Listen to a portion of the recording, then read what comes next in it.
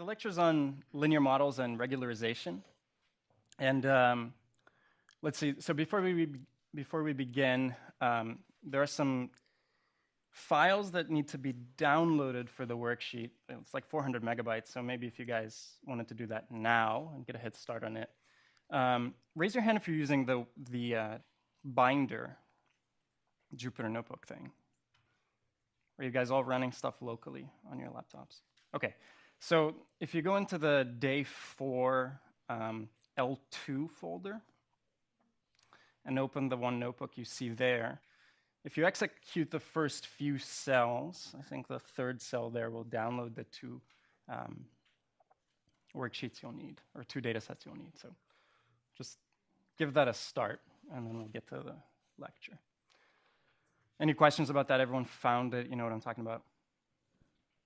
Great. Okay. So, linear models.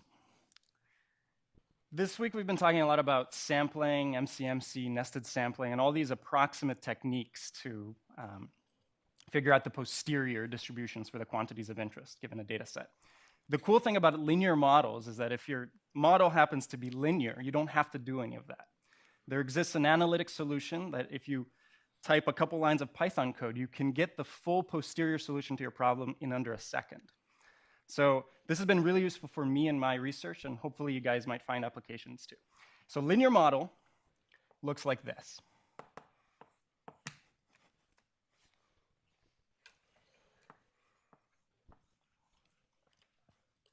You have some data vector, in this case, an array. This is like a light curve or gravitational wave, strength, signal, whatever.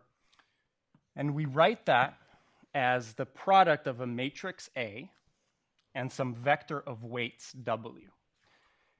And this is the linear model. And so typically you also have some additive Gaussian noise when you actually make the observation. But the assumption behind a linear model is that everything you know about the system is a linear combination, some linear operation on a vector of weights. Now, I said that this is the data that you observe. This here is a vector of weights. Typically, these weights are the quantities of interest in the linear model. So for instance, if you're finding transiting planets, right, this would be some matrix that characterizes your model, and then this would be like the transit depth, the thing you're trying to constrain from your data set. This thing here is typically called the design matrix, or the matrix of regressors, different names for it. This is a really fancy way with matrices of saying essentially y equals mx plus b. Your data is linear.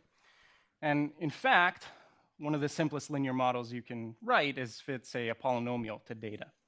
So whenever you have a data set that, say, your model is just a polynomial, right? You might say you have some linear coefficient, or so some constant coefficient, some linear coefficient times x, plus some quadratic coefficient times x squared. I think we did this earlier in the week when you guys fit a polynomial using, I think, curve fit, or SciPy curve fit, something like that. The cool thing is that even though you have x squared, x cubed, this is still a linear model in these weights, and I can show you why in a second. So I can write this as the following matrix equation. I can say that y is equal to a matrix that looks like this. So the first column of the matrix is a bunch of 1s. The second column of the matrix is the value of x everywhere along, like, this could be time or this could be some other quantity, but the value of x evaluated at every point. And then the value of x squared evaluated at every point, and so forth. X cubed, x to the 4th. This is your design matrix, A. And then the vector of weights is just a vector of these coefficients. And so that would be C0. This would be C1 down to Cn. And this is what I call W.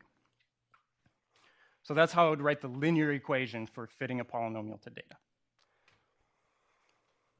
And in this case, the dimensions of my data, say this is a vector, it's a column vector.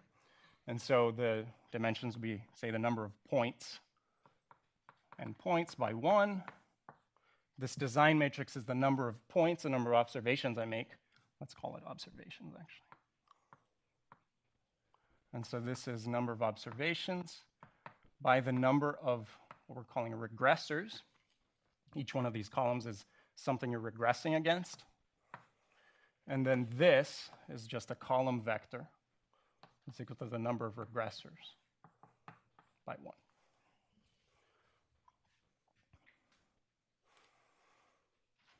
There's nothing profound here, but are there any questions about this setup? Cool. Now, another linear model that I've used in the past is for like detrending noisy observations. So I've worked a lot with the Kepler telescope and the K2 telescopes, same telescope, different missions, for finding exoplanets. And the story there, if you're not familiar, is that Kepler was at the time of the launch, and still is, it's the most precise photometer in space, whose purpose is to measure the brightness of stars over a period of 4 years, to look for transiting planets, to look for planets passing in front of the star, and you measure the transit depth, and you constrain the presence of a planet. Kepler light curves for like a typical solar-like star, an Earth around that star, would look like this. And so like every year or so, or every month, or however long the period of your planet is, you would see a transit, and then another transit, and another transit, and there would be some photon noise, right? All measurements are noisy. That's great. So Kepler operated for 4 years. It did a great job. It found thousands of planets. At the end of 4 years, two of the reaction wheels on the spacecraft broke, and a light curve that was previously like this, with K2, which was the second mission of the telescope, looked like this.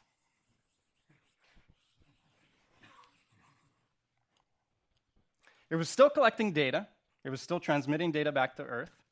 And there were still transits in the data set, but now there was a huge noise component that was just added to everything. And the reason for this noise is that the telescope is no longer fixed on a patch of the sky. It's constantly drifting. And so it drifts and then needs to fire its thrusters to come back to the correct field and then fire again. And so every 6 or 12 hours, you would get these large spikes. Now, the cool thing is that this is happening to all stars in the detector. And so there's components of the noise, the same, whatever process is generating this noise, is affecting all the stars. And so there's a way to design one of these matrices, one of these design matrices, such that your regressors are some function of what's happening to all these stars. And so you can then solve this linear problem, which we're going to talk about in a second, to essentially find the weights. So you have a bunch of regressors, right? So like the flux in one star, the flux in another star, and another star. There's some linear combination of those vectors, given by this equation here, that when you subtract it from this data set that you measure, you get the thing you're interested in, the transit. So this is the process of detrending, and you can cast it as a linear model. There are all sorts of other linear models that you can encounter, but basically any model can be linear if you just Taylor expand it and drop all high-order terms. So even if your model's not linear, you can approximate it as so. Not always useful, but you can always do it. Okay. Questions about this so far? Yeah. So what are the like family of functions that are like valid? Is it just polynomials, and like that's why you got to Taylor expand it, or is it like anything else work? You can Taylor expand anything. Like a sine and cosine is not going to work. An exponential is not going to work. So, right. I mean, if the dependence is nonlinear on that parameter, it will not work, right? So if your model is like y equals exp of sine of x cubed plus square root of x. That's nonlinear in x, right? I could Taylor expand it, right? This is going to be approximately 1 plus some constant times x. And in that case, it's linear. But you're right. If your model's really complicated, it's not linear. I'll think of better examples that we can talk about too. Yeah. So we had a question. How should we think about approximate versus, oh, I'm fired. How should we think about using approximate versus analytic methods? I.e., does there exist an enumerated list of inference problems for which closed form or analytic solutions exist?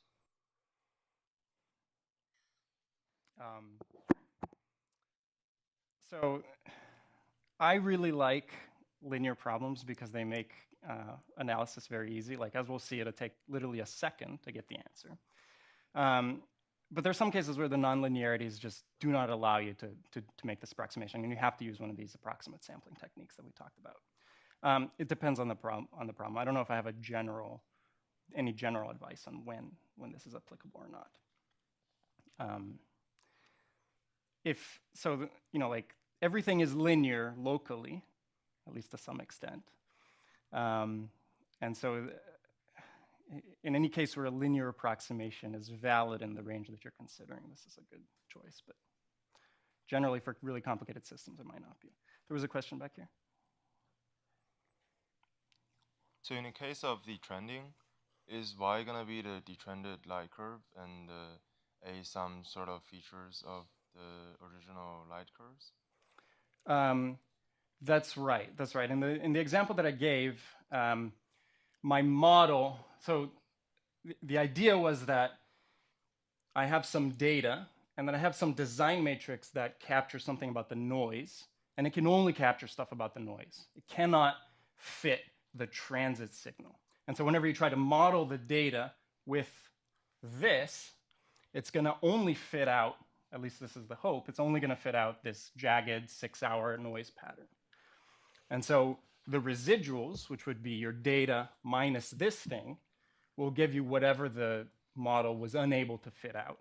And the hope is, and at least this worked for K2, that gives you like stellar activity or the transit signal or anything that's actually astrophysical and not part of your noise model. Might be a little beyond, but what's usually the features that you use for the design matrix? There are different things you can do, and there's an example that I'm going to go over. Okay. Right? The simplest thing is maybe you have a telescope on the ground, and it's observing, and you see some noise. But you also have simultaneous measurements of like the humidity, or the temperature, or the air pressure. And these are all things that correlate with the measurements that the telescope is making. And so those would be valid things to put in your design matrix. If you work in the stock market, this might be familiar too, because you're trying to predict the value of the stocks on a given date, and simultaneously, like, you have measurements of, like the weather, or like what's happening on Wall Street, or what's happening politically, or you have like whatever tracers of the economy. And so you can put those in your design matrix and try to build up a set of weights that combine those to give you a prediction for what the stocks are doing. And so it really depends on the problem, but you're typically looking for any kind of process that you can measure and it correlates with the thing you're trying to model in a linear way. But we're going to talk more about that later. So I have 15 minutes, about 10% of the way through. So in the interest of time, and I need to get the regularization too. This is going to be interesting.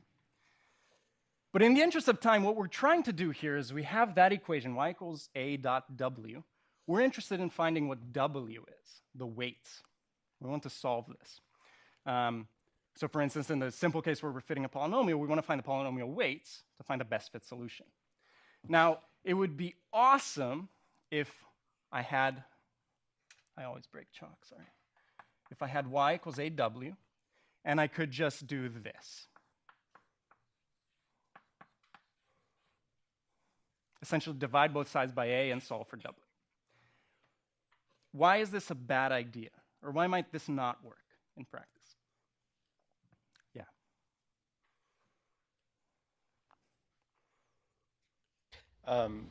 Because it's hard to invert matrices. It can be hard to invert matrices if they're really big. It might also be impossible to invert matrices in many cases. And why might that be?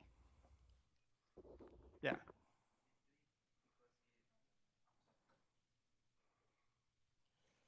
Basically because it's not a squared matrix. Exactly. Your matrix is not always going to be square. In the case where, say, for example, say I have 2 data points. That's my y vector. I've made 2 measurements. And say I want to fit a 20th order polynomial to these 2 data points. My design matrix, will look like this. So it's a giant rectangle. And then my vector of weights will look like this, 20 weights. I'm trying to invert this thing. There's no solution. You can only invert square matrices.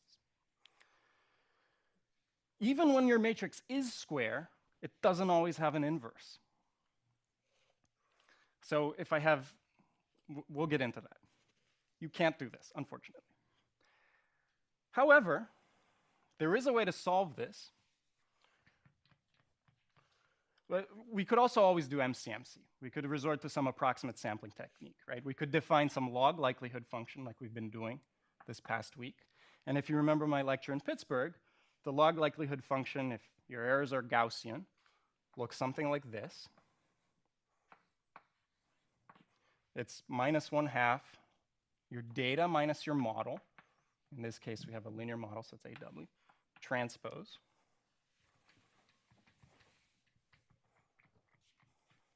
Times some covariance matrix. This, typically, whenever we make an observation, usually, is a diagonal matrix, and the entries are just the standard deviation squared, or in this case, the inverse of the standard deviation squared. Dotted with y minus AW, plus some constant. Raise your hand if you've seen this before, if you remember it from my lecture, or if it looks familiar. Okay, most of us. If you've never seen this before, this is essentially where chi-squared comes from.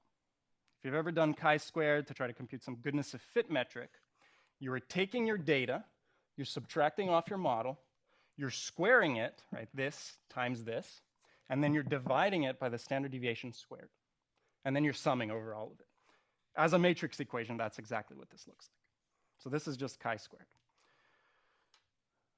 But more formally, it is the log likelihood under the assumption that your noise is Gaussian. Okay. Now, the cool thing about a linear model is that it's a convex model. And what that means is that we're trying to find the value of W. And remember, W is a vector, but since I can only plot things in 2 dimensions, it's a scalar here. So say this is W, and say this is the log likelihood. There exists some value of W that maximizes this log likelihood. And the cool thing about convex problems, such as this one, is that there is only one solution, and there's only one single peak. And so everywhere the gradient of this function points towards the global solution. A lot of problems are not this way. A lot of problems have many solutions. A lot of problems have many peaks, many modes. Talked about those with nested sampling earlier in the week. But for a linear problem, your space looks like this, looks convex everywhere. It's well behaved. Now, we probably remember this from high school or maybe the beginning of undergrad. If I have a function, and I know it only has a peak, it doesn't have any value or anything, how do I find this point? What mathematical operation do I do? Derivative, yeah. So the cool thing is that at the peak, the derivative is 0. And we know that because it's convex, that's only true at the peak. And so if we take the derivative of this thing and set it equal to 0, we will get the best fit solution for W. So I'm going to call that W hat, is usually what it's called. Now, I only have 10 minutes, so I'm not going to do this derivation, but you can try it out on your own if you'd like. And you'll have to trust me right now. But if I take the derivative of this with respect to W,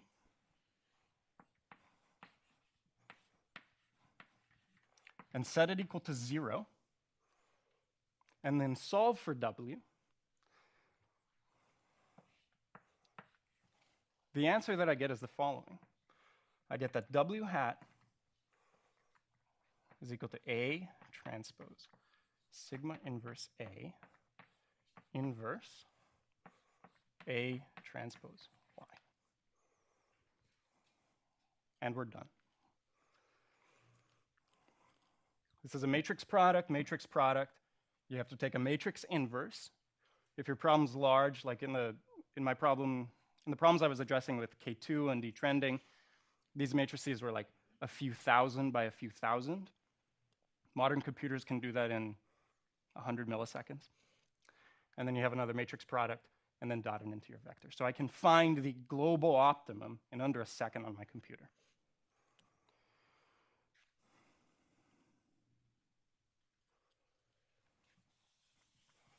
Someone wasn't paying attention. Dan. You saw it? Okay. All right. Sorry. Good. And the way I remember this, by the way, is the following. We can't do this. That's not allowed. But what we can do is a trick. We can multiply both sides by A transpose. I can do that. Given any equation, I can multiply both sides by whatever I want. As Dan says, you can't stop me. And the cool thing about this quantity here is that any matrix transposed and dotted into itself is a square matrix. And so I can hopefully take its inverse, not always.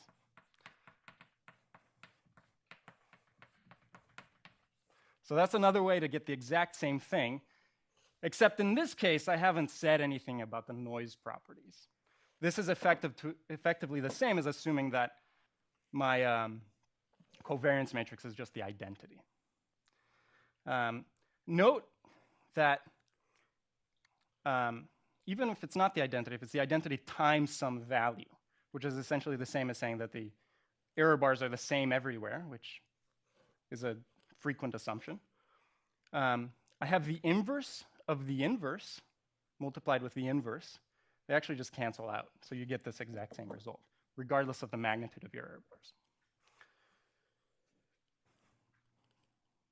Did that make any sense? It made some sense. That's good. Okay, I showed you how to optimize this log likelihood. Bless you. But this entire week we've been talking about probabilities and posterior estimates. I've said nothing about my belief, the degree of my belief in this value that I found for W. Now the cool thing about linear models is that not only are they convex, but under a suitable choice of prior, I'm going to talk about that in a second, the posterior is a Gaussian. And so it's fully characterized by the mean, which we just derived, and the standard deviation, or the covariance matrix. And because linear models are awesome, and Gaussians are fun, and everything's easy, this here is your covariance matrix. And I don't have time to derive it, but the trick is to take the second derivative of the likelihood. The second derivative of a Gaussian, with respect to the mean of the Gaussian, is the covariance of a Gaussian. I'll leave that as a homework for people to prove. But the covariance of this estimate, which again is like your error bar on W, is just A transpose sigma inverse A inverse. And we're done. If I were to put this log likelihood into MC or PyMC3 or nested sampling, and I give it my data vector, and then I solve for these W, for these weights, try to get a posterior estimate, I will get Gaussian posteriors. They're all going to be, and I run it for infinity, right? I have to run it for an infinite amount of time. All the W's are going to be Gaussians, and their standard deviation are going to be the diagonals of this matrix. So if your model's linear and your errors are Gaussian, you don't have to do MCMC. That's the beauty. You can just invert a couple matrices and get your answer and publish your paper. and get famous. I have 4 minutes and 49 seconds to tell you that I have made a very big omission so far.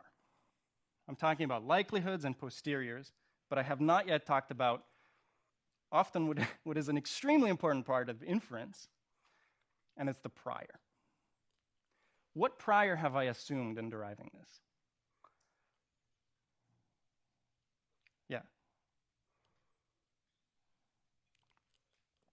Gaussian? Yes, but what is the variance of this Gaussian? What is the mean of the Gaussian prior that I assumed? Mean would be 0. The mean is 0, yeah, good.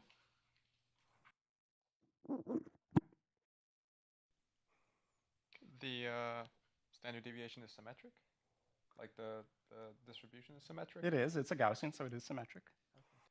I haven't said anything about a prior. It looks like I'm even not using a prior. That's never true. You're always using a prior when you do inference. It turns out that in this case, the prior that I'm effectively using is a Gaussian prior on W with 0 mean and infinite variance. And that's because, remember, so like, this is my log likelihood, and so my log probability is the sum of my likelihood and a prior. I'm sorry for those of you who need to write this line again in their notes, and I can just erase it and switch it with a P. To add a prior to this, I need to add a term that says something about my belief about W before I make the measurements. And let's assume it's a Gaussian, because we have a linear model. If we assume it's Gaussian, things stay analytic.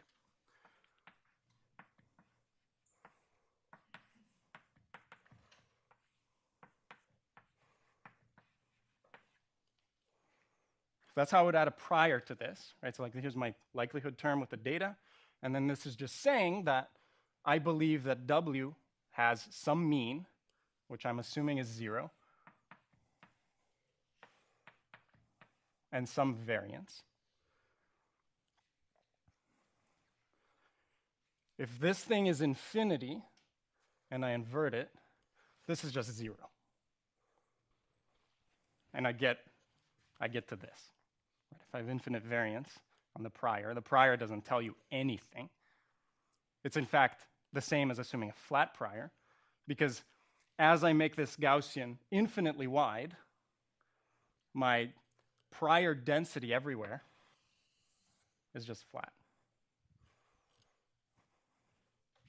But often you do want to use a prior, and one of the reasons in a linear model when you absolutely have to specify a prior is that, sure, this thing is square, but I still haven't convinced you that it's invertible.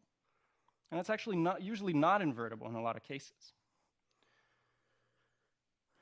If I try to fit 2 data points with a 20th order polynomial, right, it's that weird rectangular matrix, really skinny one, or really short one, wide. If I dot it with itself here, sure, I get a square matrix, but it's definitely not invertible because I do not have enough information coming from my data, I only have 2 data points, to constrain the 20 parameters. This is a classic overfitting. And so I need a prior.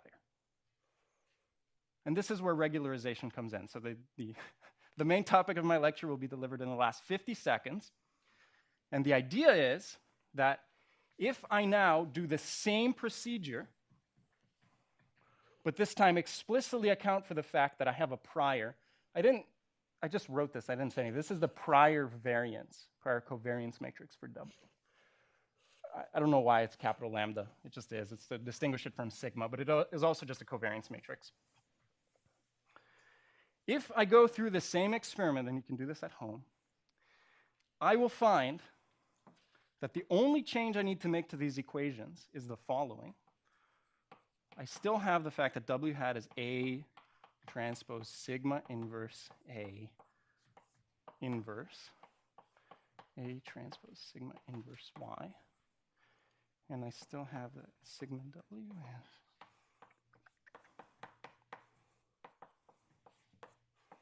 The only change that I have to make is the following.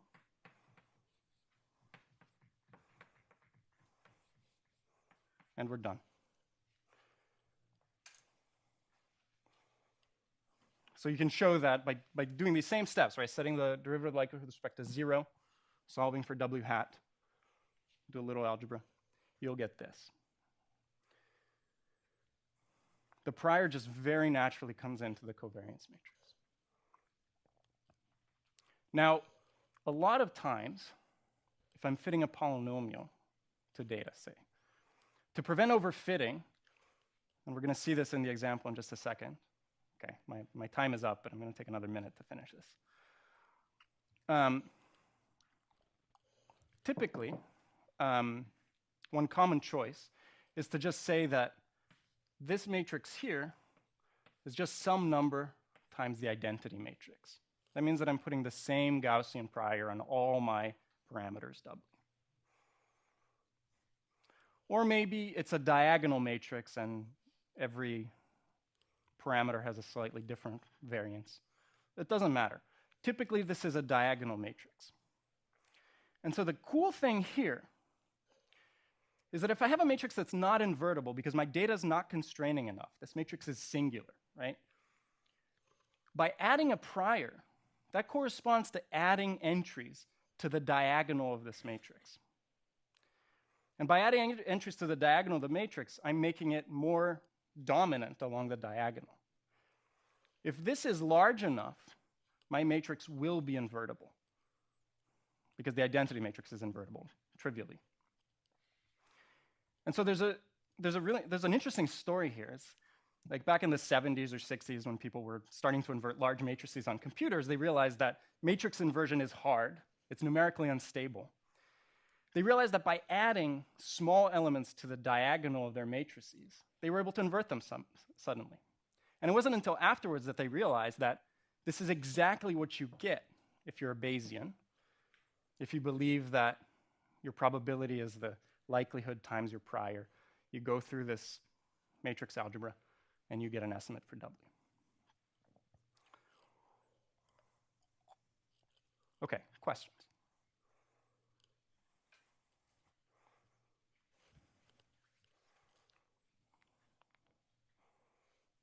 Rocio. I'm having trouble interpreting the lambda, the covariance of the prior.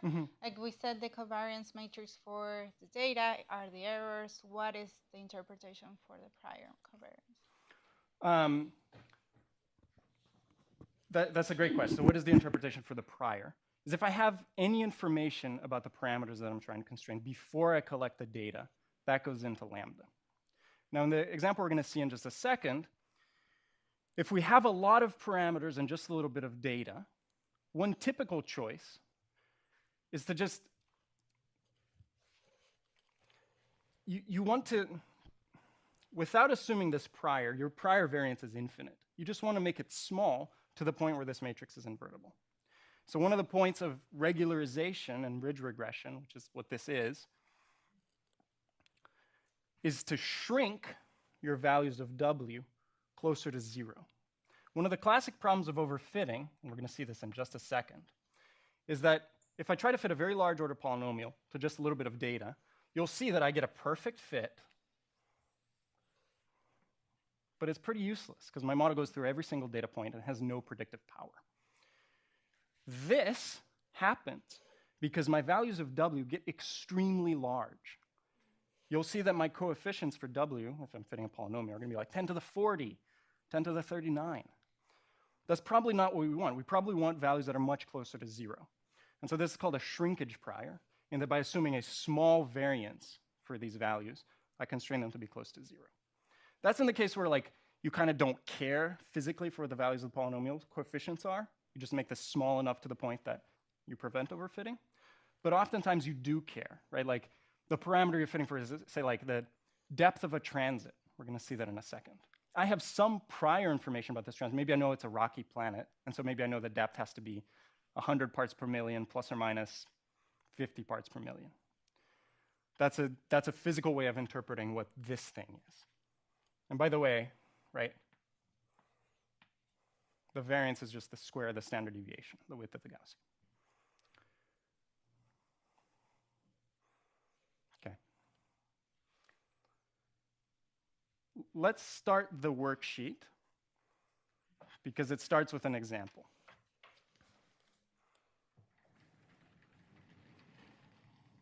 And as a brief reminder, we will be working on these problems together. So if you don't have a partner, someone that you're sitting next to, please rearrange yourselves,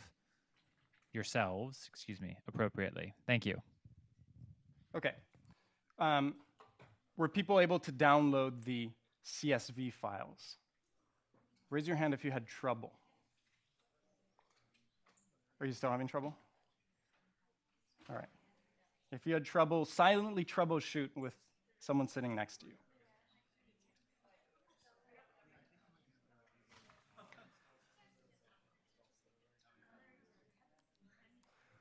Okay, so let me just have all your attentions for a second. So we begin with problem -1, which is fitting a polynomial.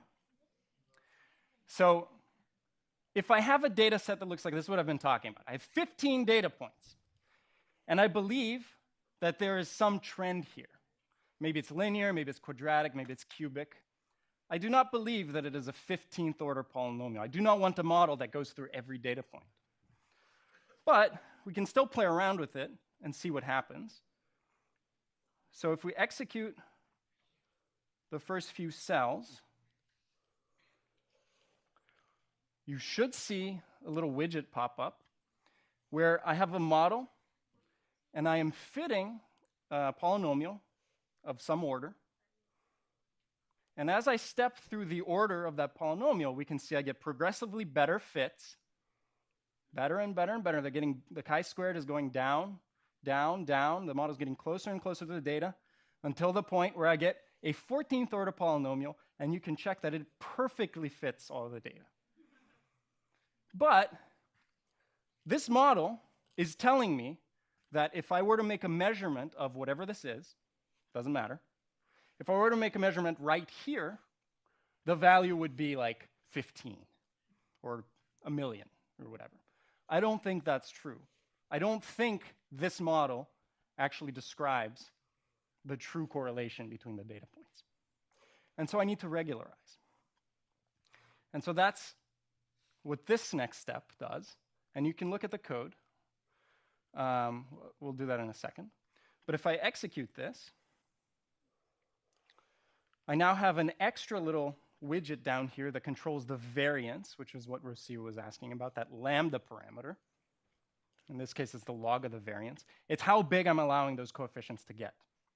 And if I fix it at 5, you can play around with this in a second, you can see that as I increase the order polynomial, I start getting better and better models up to a certain point. Right now I'm getting to 8th, 9th order, 10th order. I'm increasing the number of parameters in my fit, but I am not overfitting. So by choosing an appropriate prior for these coefficients, I allow the model to stay physical to some extent, to the extent that I can actually interpret what this variance means. Now you can play around with this. If my log variance goes to 0, what's going to happen to this line? Predictions. Yes? What? It just becomes the mean. It just goes to 0. So we can actually verify this. If I go it all the way here, I am regularizing so strongly that I'm saying, no matter what the data is saying, I do not believe W is anything but 0. If, on the other hand, I allow my variance to go to infinity, I should recover what I had before, which is the unregularized solution. The truth is probably somewhere in between. I don't have time to talk about this, but there's a whole art and science that goes behind actually figuring out what the appropriate variance is for a problem. Sometimes you have a physical interpretation, right? So like if you're fitting a transit model, you have some idea what the depth is going to be. It's not going to be more than the depth of a Jupiter. It's not going to be less than the depth of a Mars-sized planet, maybe, depending on the problem. But often you don't know, right? If I'm running the Everest model where I'm detrending data, and my coefficients are just weights of how much this systematic contributes to the noise that I see, I don't really have a physical intuition for what that variance should be. And one of the things we can do, I'm just going to give you a term to search, because I don't have time to talk about it. One of the things that you can do is do this thing called cross-validation. And this is popular in machine learning. You may have seen this word before, but the basic idea is that it's one of a whole class of schemes where you hide data points from your model, and then you suddenly introduce them and you see how well the model predicts those data points that you withheld. And if it did terribly, it probably means you're overfitting. If it did okay, it means your model is probably behaving the way it should. Okay. So play around with this a little bit to get a feel for what regularization is actually doing to the problem. The cool thing about regularization is that it's different. Well, one way to regularize is to just use a low-order polynomial. You're explicitly saying all high-order polynomial coefficients are 0. They have 0 variance. That's one way to regularize. But the cool thing about this way is that you still allow the model to have 14 wiggles. You're just limiting the extent of those wiggles.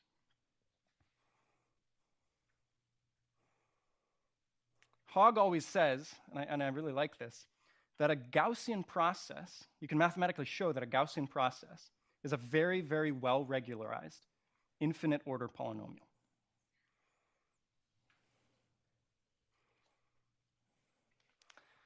This, I mean, you know, for a certain value of the variance here, this kind of looks like what a Gaussian process might output. And there is an intimate mathematical relationship between the two. A Gaussian process is this non-parametric thing that is very specially regularized. And you control that with the amplitude of the kernel. Okay. Before we go on to this problem, I just want to bring your attention to the following. So in cell number 5 here,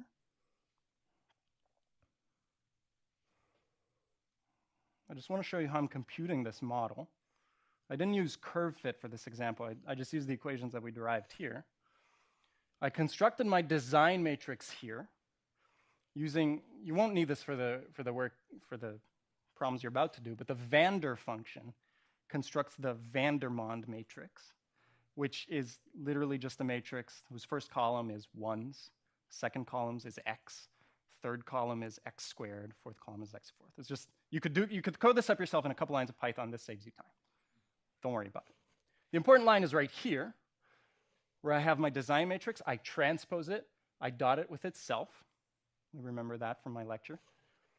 And then here, I use np.linalg.solve c comma a transpose dot y.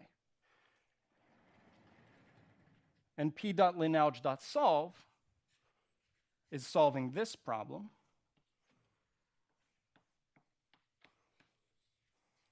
Right, np.linalg.solve c comma a transpose y. And note that I'm not explicitly taking the inverse of this matrix because taking matrix inverses is hard. It's numerically unstable. It's much easier to directly compute this than to first invert this and then dot it with this. So that's the line you should base your answers to the next two problems on. I'm about to throw you guys in. Any questions? Someone stretching? Just stretching. Okay. So the problem you're going to do is essentially what I did with Everest, because that's all I know to talk about. And it's the following. I claim that there is a transit hiding in this data set. This is a light curve, 27 days, kind of like TESS. A light curve of a star, and there's a lot of stuff going on. Maybe it's stellar variability. It's not. It's all instrumental variability. This is synthetic. I made this up. There are lots of things that look like they could be transits, right? Maybe that, maybe that, maybe this giant thing. I'm telling you nothing about the size or the shape or the position of this transit. The way you're going to find it is the following. In addition to this light curve, you can see that in the data set that I gave you, I'll show you how to import it, I have these housekeeping variables that I believe correlate with the systematics model. So I have some measurement of the temperature, the cloudiness, these numbers don't really mean anything. Maybe it's log cloudiness. Whatever. The stability of the pisf, the humidity, the air pressure. It doesn't matter. It doesn't matter. It's made up. But this is how linear models work. So if you plot the... What's so funny? I wanted to do one which was like, like the sleepiness level of the telescope operator. There are negative clouds in space. What are negative clouds? Okay, all right, I'm good. It is TESS, great. So notice I'm constructing my design matrix here by just horizontally stacking these regressors, 5 of them. And if I plot each of those columns, I get things that suspiciously look similar to the light curve itself. So our assumption that they're controlling the noise there is probably correct. It is, because this is a synthetic problem. But now, all you're going to do in problem 1 is construct your linear model out of this design matrix, subtract it from the data, and then look at the residuals and try to find the transit. And I want to know where the transit is and how deep it is. In the second one, in the second problem, you're again given a similar light curve, but this time, you don't have 5 regressors, you have 500. As the number of regressors increases, it's kind of like fitting a very, very large polynomial. You're probably going to want to regularize. So you're probably going to want to add something to the diagonal of that covariance matrix. Go. Okay, everyone, let's go over the answers. Thanks. You will see that as before, the answers are right there in the repository. So if you just go to the answers folder and open up the notebook, they're all there. And so if you did problem 1, you should see that the transit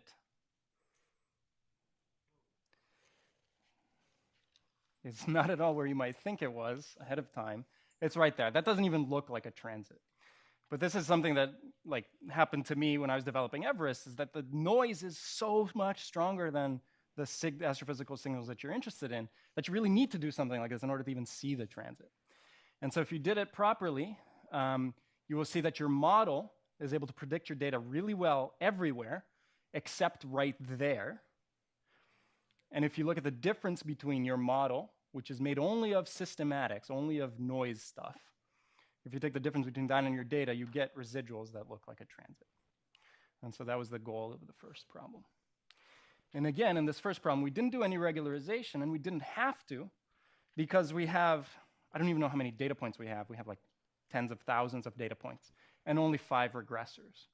So that's equivalent to having like a really big data set and fitting like a 5th order polynomial. You're not going to overfit because your model is just not that flexible. So this just worked. Any questions about this first problem that people had? Okay. In the second problem is the exact same thing, except this time we have 500 regressors. And if you were to repeat the exact same procedure,